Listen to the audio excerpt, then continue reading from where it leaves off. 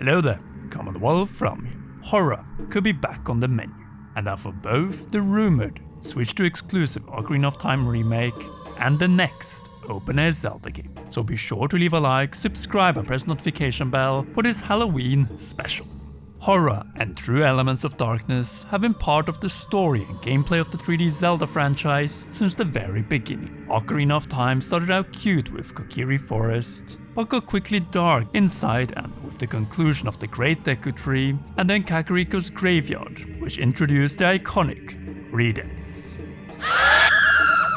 And those screams in the Royal Tomb in the Hunt for the Sun song were only the tip of the iceberg of terror. E for everyone, definitely not in a 4K remake. And that is the thing with the theme of Halloween, horror, and Tower of Terror. It all started with the gritty and realistic art style of Ocarina of Time on the Nintendo 64, and with a potential Switch 2 remake could make a massive comeback. Yep, last time was Twilight Princess HD, with a certain cutscene that is filled with fear and screams, one that we will get back to. And here's the thing. Until 2025, underpowered hardware to some degree prevented us from getting a gritty-looking Zelda game that would age gracefully. But now we have the power and DLSS upscaling that we have yet to see used for The Legend of Zelda on Switch 2. And what better way to do it than by giving us the beauty that is Death Hand in 4K 60fps HDR. Jokes aside, in Tears of the Kingdom, we were so excited for the return of Redeads, until they turned out to be Gibdos and not even the mummified kind.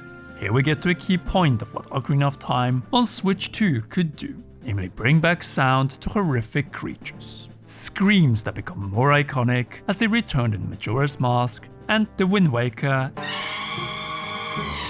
And that's the thing that Breath of the Wild and Tears of the Kingdom was for the most part missing. You know, the Mario 64 piano effect that works so well to make us scared of something dark and unknown. Well, we had gloom spots, but as most of us encountered it in the expanse of the surface, it didn't have the same effect as in an enclosed narrow space. You know, inside a graveyard and, well, underneath it. The first 3D Zelda games truly excelled in this category, offering interesting gameplay challenges in and around and also under graveyards. Think of Ocarina of Time as the appetizer, Majora's Mask as the main course of horror, and the Wind Waker's Earth Temple as the dessert. Those sudden tombs falling down and the immediate screams truly taken straight out of nightmares. Interestingly enough, the Wind Waker demonstrated how you don't need an ultra gritty art style to grant us a proper gameplay scare brilliantly. With that said, horror works best with a more Western art style as it adds to the realism. Right here, we see why Ocarina of Time and later down the line Majora's Mask, with their original realistic 3D Zelda art styles, are perfect candidates to bring back that sense of fear, but also emotion, as death is actually something that can occur right in front of Link. Forget about that in Breath and Tears, where death is only limited to cutscenes in the distant past. Plus, horror and death in these games are not limited to a single location. They are present throughout the maps. Ocarina, besides the Kakariko Graveyard, has Castletown after Ganondorf, Pose, the by-all indication death of the sages, and naturally, Dark Link, leading into the bottom of the well, then Dead Hand, a being which is ready for another snack in the Shadow Temple, before you even face the guillotines and Boat of Death to Bongo Bongo. The Dark Sheikah lore here is top-notch. Same goes with Clocktown on the final day and hours, and the multiple deaths leading to transformation masks in Majora's Mask. And let's also not forget the aliens abducting cows and poor Romani if we fail the mission. Likely this is all encountered even before entering Ikana, the province of death, a place locked in endless conflict between the Ikana kingdom and the Garo and constant suffering. Skeletons, Redeads, Gibdos, Pose, and so much more leading into Ikana Castle and the Battle of Darkness, granting the hero of time the Elegy of Emptiness, or more notoriously, Ben Drowned. The 5 stages of grief, ending as Link first faces the Garo and then death itself, plus Majora, the villain that is the scariest in the entire series. The Wind Waker could not fully match Majora's Mask here, but then Twilight Princess made a mighty comeback to Erie, giving 3D Zelda its first teen rating in the US and 12 and up in Europe and Australia. This game earned that rating, with the most gritty art style in a Zelda game to date and the inclusion of the Twilight Realm. No doubt inspired by the Dark World from A Link to the Past, only this time it's actually dark both physically and atmospherically. Hyrule becomes enshrouded in twilight, turning its denizens into invisible spirits, while Link turns into a wolf. If that's not classic horror, I don't know what really is. The stylized realism also brings the fear factor into some of these bosses, making them look scarier than they would have with a more cel-shaded look. One mini-boss in particular, Death Sword, was true horror material. We also can talk about Twilight Princess without bringing up its most twisted cutscene, which tells the story of Hyrule's creation by the three goddesses and the descension into the sacred realm. This is perhaps the most unique cutscene in all of Zelda, as it tells the story of a great battle using the characters of Link, Ilia, and Dark Link like puppets. It quickly turns dark once Ilia holds a knife and her eyes turns completely white, with Link following for the rest of the story. Let's also not forget Ganondorf's botched execution and Uno reverse. That's right, TP was really brutal and dark at times, as seen with how many characters die or are near death in this game. Darker cutscenes taking place in the present should return in future Zelda games. But darker cutscenes should not only be reserved for memories that take place long ago. They should also be present in, well, the present in future Zelda games. Although sparingly, as we don't want the classic series whimsy to be overshadowed by pure horror. This is where the art style from the 2011 Wii U tech demo, or something similar, could come in, giving us something reminiscent of Twilight Princess with more advanced lighting and model geometry. And just think of the horrors that could come with something as gritty as this. The most recent example of Zelda horror came from last year's Echoes of Wisdom, as the villain in that wasn't Ganon, but instead an otherworldly entity called Null, which would tear the fabric of space and time to imprison Hyrule and its citizens into a dark dimension.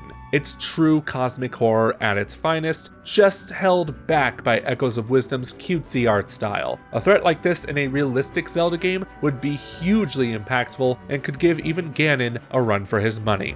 In short, it's okay for Zelda games to be scary, be it through a dreadful story or simply horrific cutscenes. Of course, it should never be the main focus, as that should go to the gameplay and story, but it's telling when some of the most talked about moments in the series are the ones that get our hearts racing. While Breath of the Wild and Tears of the Kingdom aren't nearly as scary as previous entries, they had the right idea by including a looming threat, or should I say, in Tears' case, a glooming threat. Exploring Hyrule would occasionally give reminders of Ganon's hold, with his puddles of malice and gloom spread all around a kingdom he destroyed, not unlike Null in Echoes of Wisdom, spreading his interdimensional tears throughout Hyrule. Call them tears of the kingdom. I'm not sorry. Speaking of, Tears tried to bring up the horror with the depths and the reanimated corpse of Ganondorf, which was shown in the E3 2019 teaser trailer with disturbing music in the background. The result in the final game was a solid attempt, but with many shortcomings. Ganon wasn't as fearful of an opponent since we didn't see him much throughout the game, only in flashbacks, but Phantom Ganon was still a scary opponent on its own, in particular as Gloomspawn and then the Phantom at the bottom of the Great Deku Tree's chasm.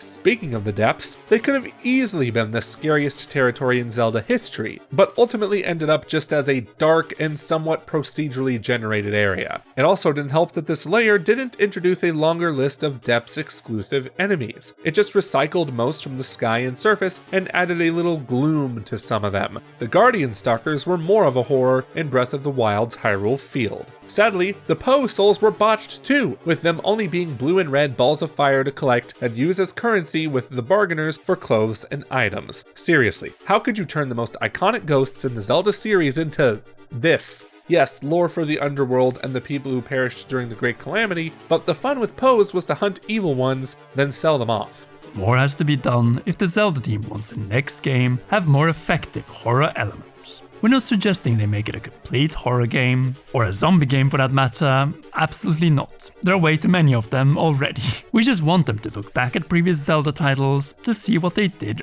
right, namely Ocarina, Majora's Mask, and Twilight Princess. They had a classic Zelda charm, while still being downright terrifying and dreadful, with mature themes of loss and grief sprinkled throughout. Sure, Zelda games are meant to be for all ages, but the age rating has remained around 12 or above for quite a while now, and as such, it wouldn't hurt to add in a terrifying boss battle now and then and a more mature cutscene. It can teach young players that monsters can be beaten, and it makes the experience of defeating them all more gratifying. So bring back the screaming redheads, give us another dread-inducing threat, or even a villain like Majora and the Moon in Terminal. But now, we would like to hear from you. What horror elements do you want to see return in the next Zelda game? Sound off in the comment section down below.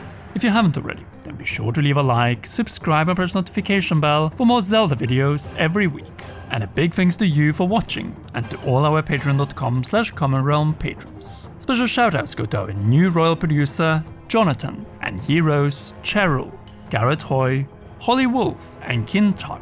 You rock, and please enjoy these awesome videos.